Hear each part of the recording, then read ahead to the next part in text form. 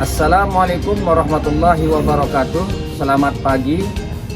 Perkenalkan, nama saya Muhammad Tohri, sekaligus sebagai mahasiswa PPG dalam jabatan kategori 1 Angkatan 3, studi bimbingan dan konseling di LPTK Universitas PGRI Mahadewa Indonesia dengan nomor peserta 201501976-722. Saya akan melaksanakan uji kinerja di SMP 13 Mataram pukul 8.00 sampai selesai. Berikut video praktik konseling individu, mari kita saksikan bersama.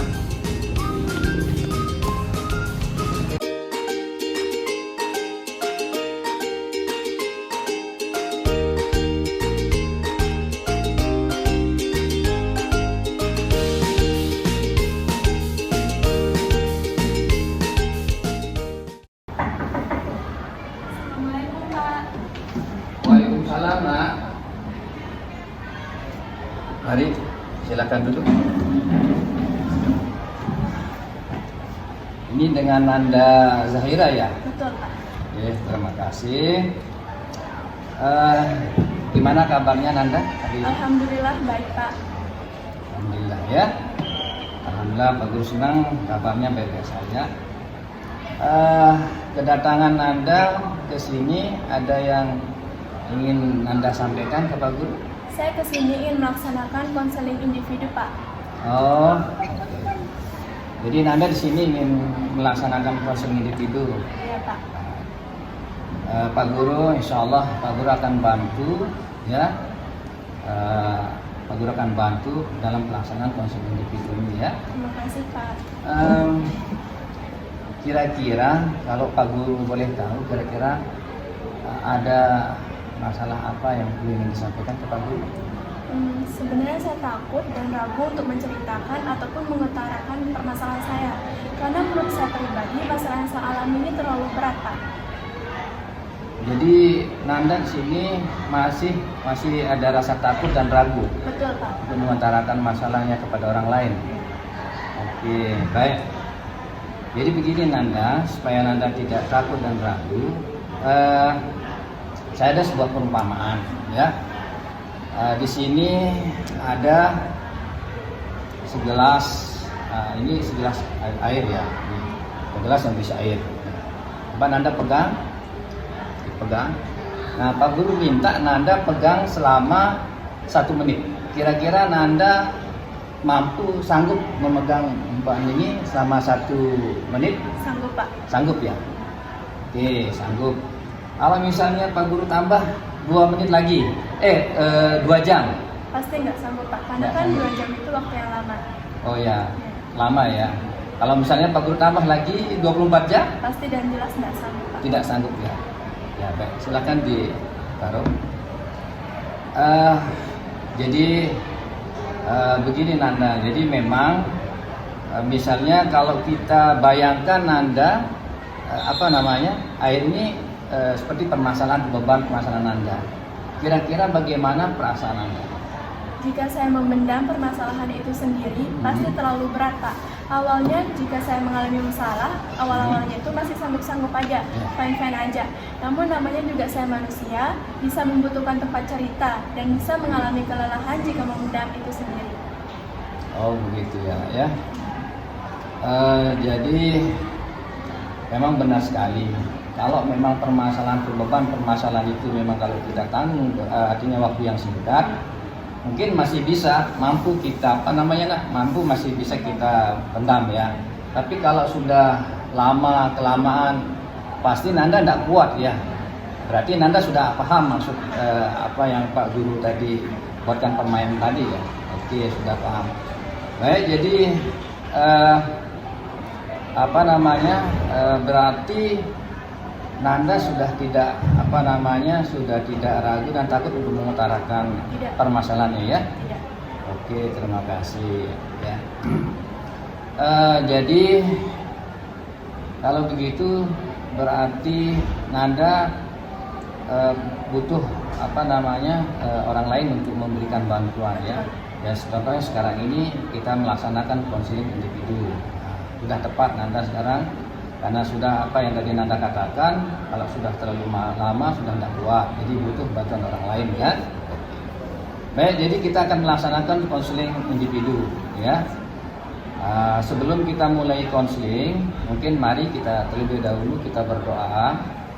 Mudah-mudahan konseling kita pada pagi hari ini diberikan kemudahan dan kelancaran oleh Tuhan Yang Maha Kuasa. Mari kita berdoa menurut agama kita masing-masing. Berdoa mulai. Berdoa selesai.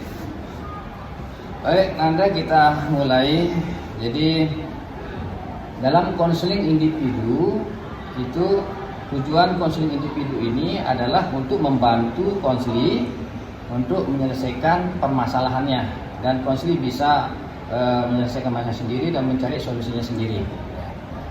Dalam konseling individu itu ada 3 asas yang perlu diperhatikan.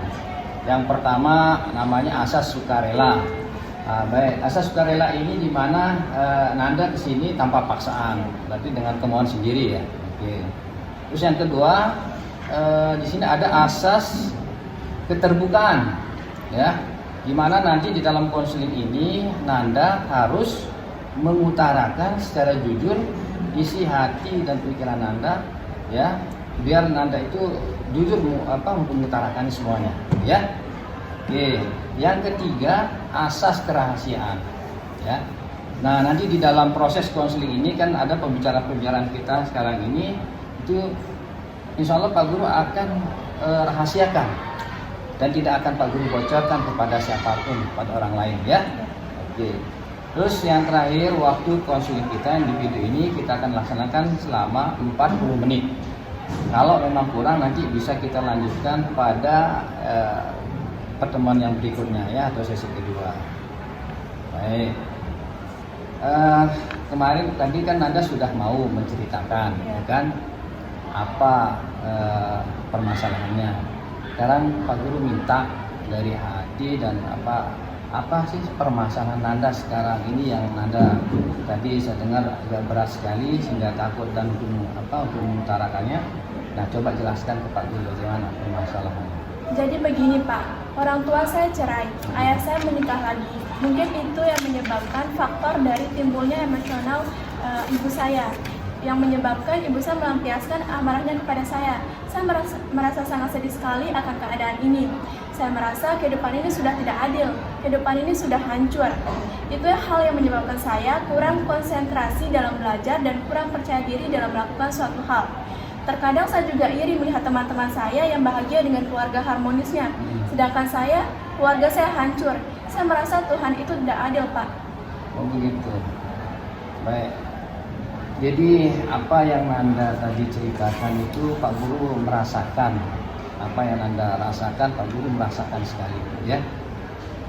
Tapi di sini Nanda, mohon maaf, tadi ada saya dengar pemikiran-pemikiran yang irasional. Itu pernyataan tadi yang mengatakan Nanda kehidupan Nanda hancur. Terus yang kedua, kehidupan Nanda tidak adil. Terus kadang Nanda tadi mengeluh kalau Tuhan itu tidak adil, ya. Sampai segitu berat sekali Nanda, ya. Jadi Pak Guru merasakan sekali, ya. Tapi di sini sebenarnya yang perlu kita ini ada artinya pemikiran-pemikiran atau pernyataan yang irasional tadi, ya. Nah, tapi sebelumnya Pak Guru mau tanya dulu. Kira-kira Nanda tahu nggak apa itu irasional, pemikiran irasional? Tahu, Pak. Gimana coba? Pemikiran atau keyakinan irasional merupakan suatu pemikiran yang tidak logis atau tidak nyata. Oh iya, bagus. Jadi memang benar apa yang Nanda sampaikan. Jadi pemikiran irasional itu adalah pemikiran yang tidak logis, yang tidak nyata dan tidak masuk akal, ya. Nah, seperti tadi Nanda mengatakan bahwa kehidupan Nanda hancur. Terus kehidupan Anda tidak adil, ya. Terus Tuhan tidak adil, ya. Nah, ini yang perlu kita coba luruskan, ya. Di sini ada pemikiran-pemikiran irasional. Baik, kita akan lanjut ke sesi inti, ya, di mana Pak Guru akan melakukan pendekatan yang namanya pendekatan REBT, Rational Emotive Behavioral Therapy, dengan Pak Guru menggunakan teknik dispute kognitif dengan konsep ABCDE nanti ya. Nah, dispute kognitif ini nanti kita akan merubah pemikiran-pemikiran yang irasional menjadi rasional. Baik, kita mulai. Boleh. Di sini Pak Guru punya kartu A. Nah, ini kartu A ya. Nah, nanti di sini Pak Guru minta Nanda tuliskan ya tentang segala kejadian ya yang mengawali permasalahan Nanda sekarang ini. Oke, bisa dituliskan? Oke, pulpen.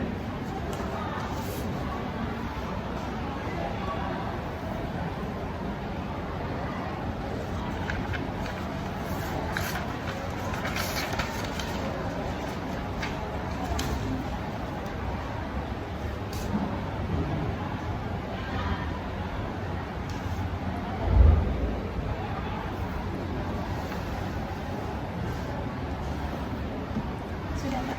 Ya. Sudah. Baik. Jadi di sini Pak Guru melihat ya, tapi Pak Guru ingin coba Nanda baca yang lebih keras ya, baca yang keras. Perceraian orang tua adalah cobaan terberat dalam hidup saya. Ya. Jadi Pak Guru merasakan sekali ya. Jadi ini yang pengalaman atau kejadian yang membuat Nanda merasa beban dan terpukul. Betul, Pak. Oke, baik. Ini namanya kartu activating event ya. Kartu A tadi awal kejadian permasalahan Nanda ya. Nah, kita lanjut sekarang ke kartu B. Nah, kartu B ini nanti belief, keyakinan ya.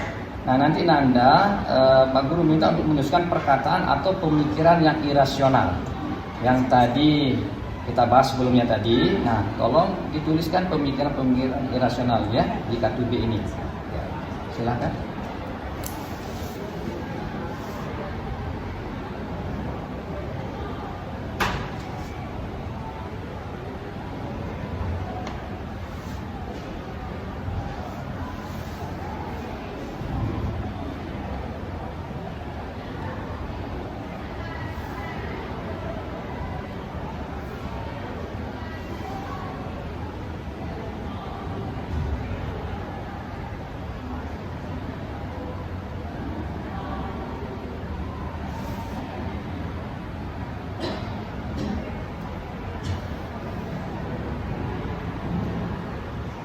Sudah, Pak.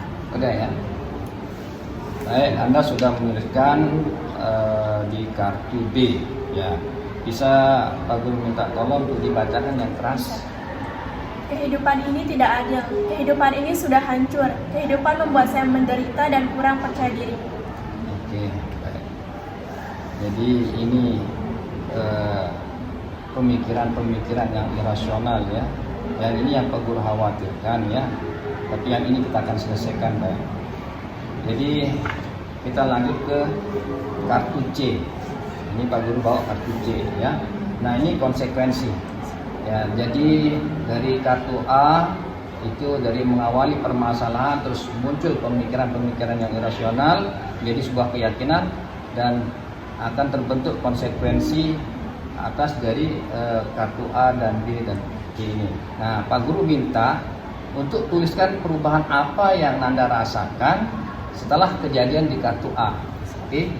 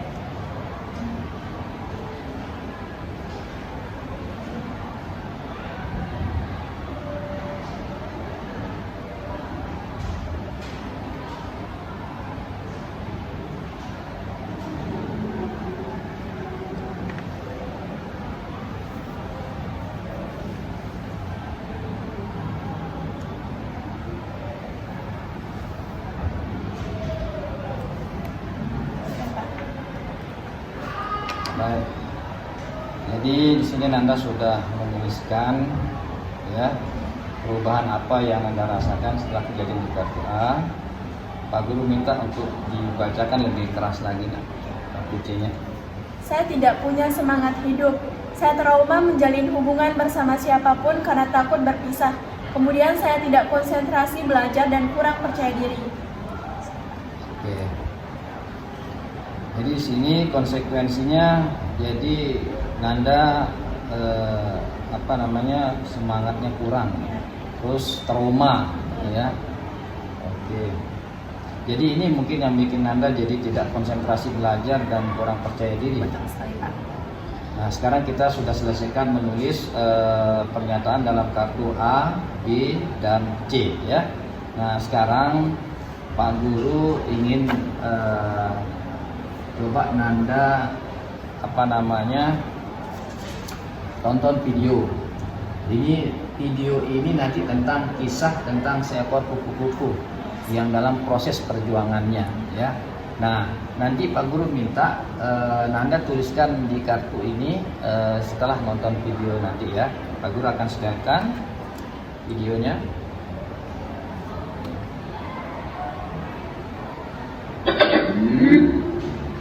Bluetooth mode.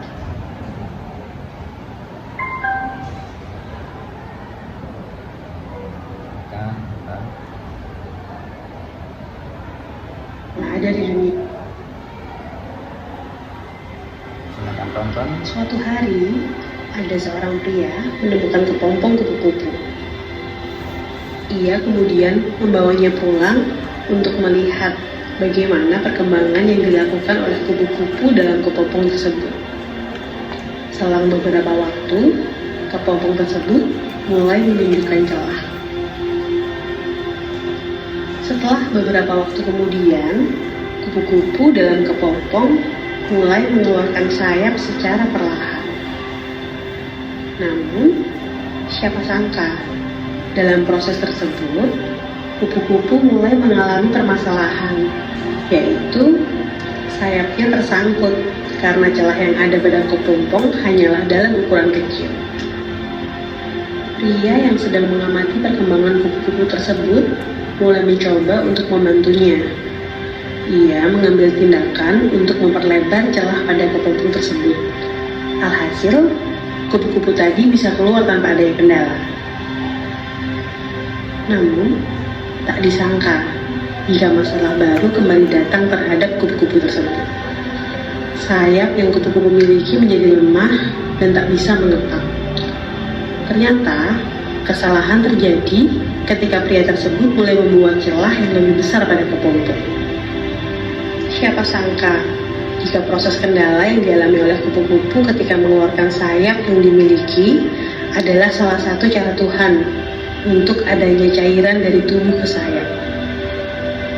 Jika dilihat dari sisi kupu-kupu, kita juga bisa mendapatkan pesan moral, yaitu apapun permasalahan atau tantangan yang sedang dihadapi, sebaiknya selesaikan dengan tenaga pribadi.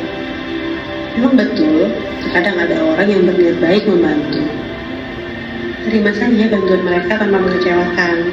Namun, juga ingat, jika dirimulah yang bisa menyelesaikan permasalahan tersebut. Bantuan orang lain hanyalah dorongan kecil yang akan memperkuat langkahmu. Namun, tetap saja semua kembali pada dirimu sendiri. Di balik setiap rintangan, pasti ada jalan keluar. Tentunya, setiap rintangan maupun masalah juga bisa memberikan pelajaran, pengalaman, dan juga keberanian.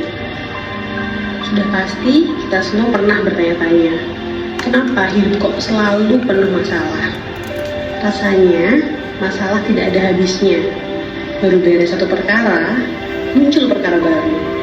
Baru saja menyelesaikan sebuah masalah berat, muncul lagi masalah baru yang tak kalah beratnya. Di titik atau fase tertentu dalam hidup, kita mungkin pernah merasa tertekan dengan banyaknya ujian hidup yang datang tak ada habisnya. Sebenarnya yang diperlukan hanyalah tetaplah bersikap tenang dan tidak panik. Relakanlah yang tidak bisa diubah. begitu banyak masalah dan ujian hidup yang tak kunjung habis, kadang membuat kita merasa kewalahan. Sebelum kita makin terpuruk dengan berbagai masalah baru, kita bisa coba untuk melepaskan dan merelakan hal-hal yang tidak bisa diubah. Kenyataan atau realitas yang tak bisa diotak-atik memang sebaiknya diterima apa adanya. Tapi ingatlah bahwa perubahan bisa terjadi kapan saja. Banyak masalah membuat kita merasa terpuruk, rasanya sedih dan kecewa. Tapi ingat lagi bahwa banyak hal yang ada di dunia ini sifatnya sementara. Perubahan dalam hidup bisa terjadi kapan saja, sehingga hadirnya masalah bisa disikapi dengan kepala jernih. Sedih dan bahagia sifatnya pun sementara. Maka dari itu, tidak perlu kaget dengan hidup yang diwarnai ragam batu loncatan. Hidup penuh masalah saat ini mungkin menghadirkan banyak kesempatan atau peluang untukmu untuk bisa menjadi pribadi yang lebih dewasa. Walau tidak semua masalah bisa kita atasi dengan baik, tapi setidaknya kita sudah membuktikan bahwa kita punya jiwa yang kuat karena tidak mundur saat dihadapkan pada masalah. Jadi, kalau memang harus berjuang lebih keras karena masalahnya makin berat, atasi saja dengan tekad yang lebih kuat. Namun, tetap saja semua kembali pada dirimu sendiri. Di balik setiap rintangan, pasti ada jalan keluar. Tentunya setiap rintangan maupun masalah juga bisa memberikan pembelajaran, pengalaman, dan juga keberanian. Demikian motivasiku, tetaplah bahagia saat hidupmu penuh masalah. Jangan lupa like, comment. Oke. Udah Nanda ya. Baik. Jadi begini Nanda, setelah Nanda tadi melihat video tentang kisah tentang seekor kupu-kupu, kira-kira pendapat Nanda bagaimana, dan silahkan Nanda tuliskan di kartu ini ya.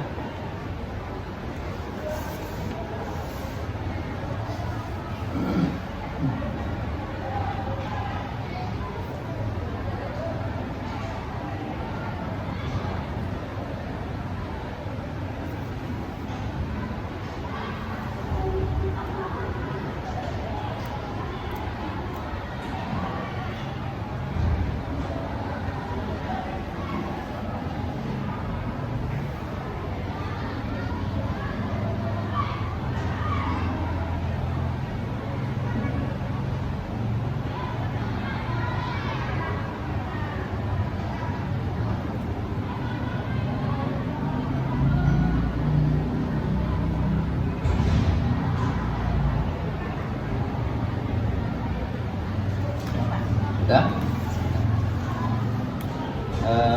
Bisa dibacakan dengan keras.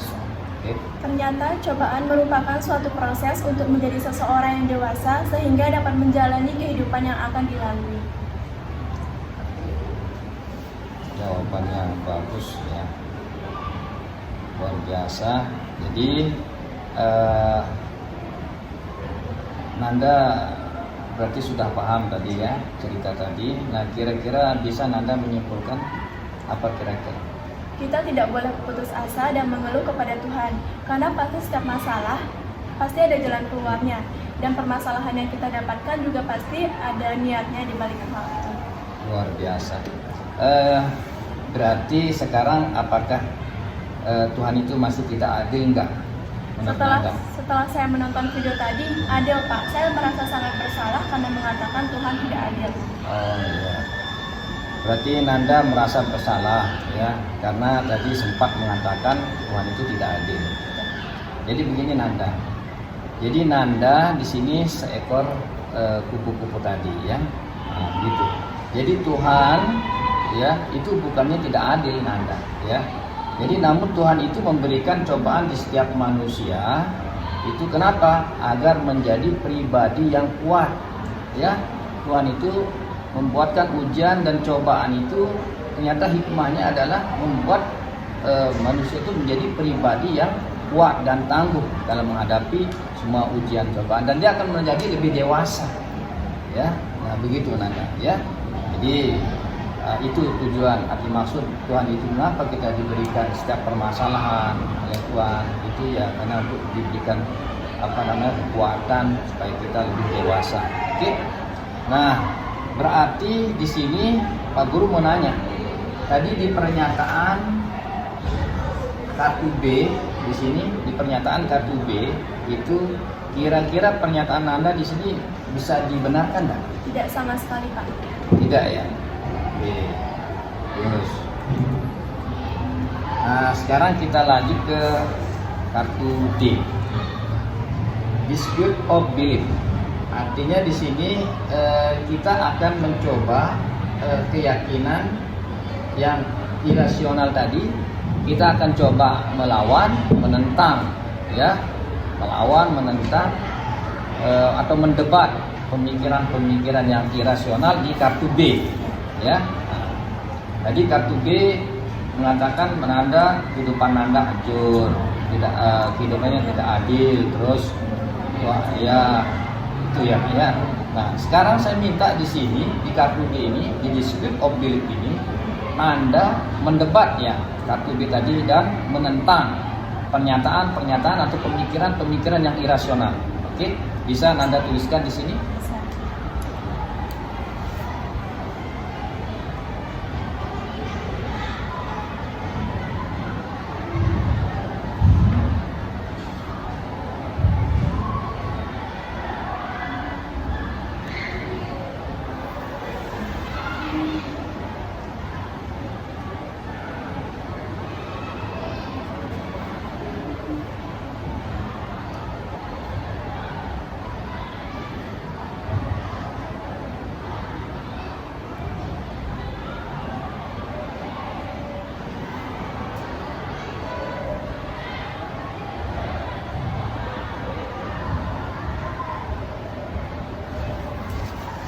Oke, sudah ya. Berarti Nanda sudah mendebat ya, menentang pemikiran-pemikiran irasional. Ya, baik. Oke, coba Pak Guru minta untuk dibaca yang lebih keras. Ternyata saya masih punya masa depan. Saya harus kuat untuk melewati semua ujian ini. Tuhan ingin saya menjadi pribadi yang lebih kuat.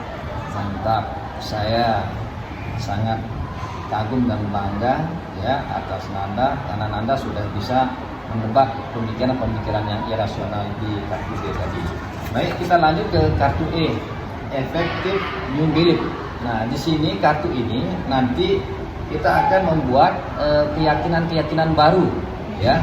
Nah, di sini Pak Guru minta tuliskan keyakinan-keyakinan baru seperti apa yang ada dalam diri Nanda ya.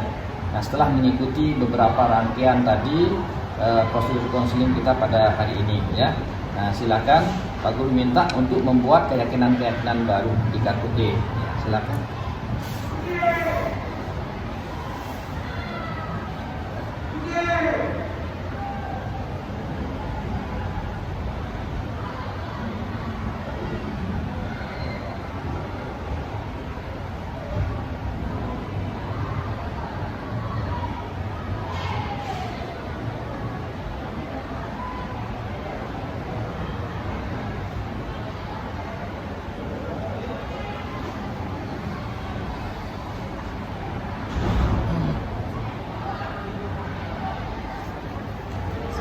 Sudah? Sudah. Oke. Nah, alhamdulillah berarti ini Nanda sudah membuat keyakinan-keyakinan baru atau yang dibilang sebagai sugesti baru ya. Nah, coba Pak Guru minta untuk dibacakan yang lebih keras. Saya adalah orang yang spesial. Saya adalah orang yang kuat. Sekarang ini saya mulai semangat dan percaya diri. Oke. Mantap ya Nanda. Sekarang Nanda sudah terbentuk dan terbangun keyakinan-keyakinan baru atau sugesti-sugesti baru ya, atau pemikiran baru yang lebih rasional ya. Nah, jadi sekarang Nanda sudah mampu mempertahankan apa yang sudah ditulis tadi di kartu A, B, C, D, E ya. Nah, setelah ini apa yang Nanda ingin lakukan? Saya akan lebih semangat dan mulai percaya diri lagi. Mantap ya. Jadi Pak Guru harapkan terus pertahankan ya, supaya tetap semangat dan percaya dirinya ya. Jadi sekarang sudah semangat ya dan percaya diri. Oke, baik Pak Guru sedikit akan memberikan penguatan sedikit saya punya permainan ya. Sini ada permainan saya. Kita bayangkan bahwa ini adalah pemikiran-pemikiran irasional ya. Ini pemikiran irasional atau pikiran-pikiran negatif. Nah, kalau kita mau melihat seperti ini kondisinya, pasti di dalam pikiran dan hati seorang itu pasti kalau galau, lagi pikiran negatif, yang pemikiran-pemikiran irasional ya seperti ini. Nah, jadi kita ingin merubah dan membersihkan pikiran-pikiran yang irasional atau pikiran yang negatif. Ya. Dengan apa? Dengan keilmuan, dengan wawasan keilmuan dan keimanan yang kuat kepada Tuhan. Ya. Nah, kalau orang yang berilmu itu pasti bercahaya. Nah, orang-orang yang bercahaya bisa menerangi hati-hati yang gelap dan juga hati-hati kita bisa kita bisa kita netralisir. Misalnya kita punya masalah, tapi kita punya wawasan dan keilmuan yang banyak dan punya keimanan yang kuat terhadap Tuhan. Insya Allah saya yakin bahwa Anda akan bisa melalui permasalahan-permasalahan atau cobaan-cobaan yang Anda hadapi. Ya, harapan Pak Guru, perbanyaklah keilmuan dan wawasan keilmuan dan keimanan yang kuat kepada Tuhan. Nah, saya perumpamakan ini sebuah ilmu. Ya, orang yang berilmu pasti bercahaya. Nah, pasti bercahaya. Dengan cahaya ini bisa membersihkan hati-hati yang gelap, hati-hati yang negatif atau pemikiran-pemikiran irasional. Ya seperti ini, misalnya kita coba bersihkan seperti ini.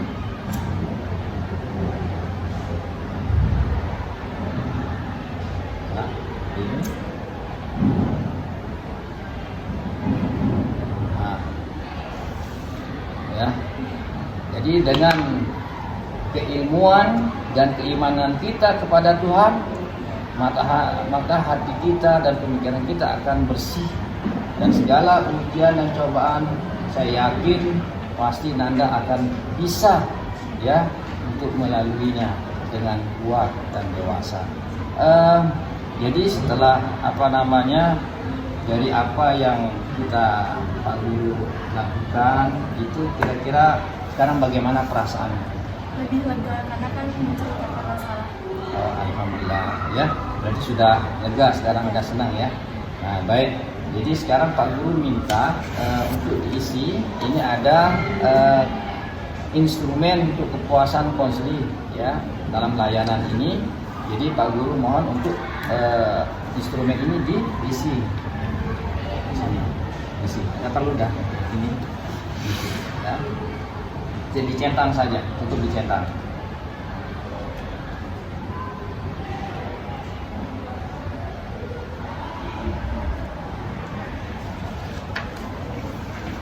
Baik, Nanda. Jadi alhamdulillah di sini hasilnya sangat memuaskan.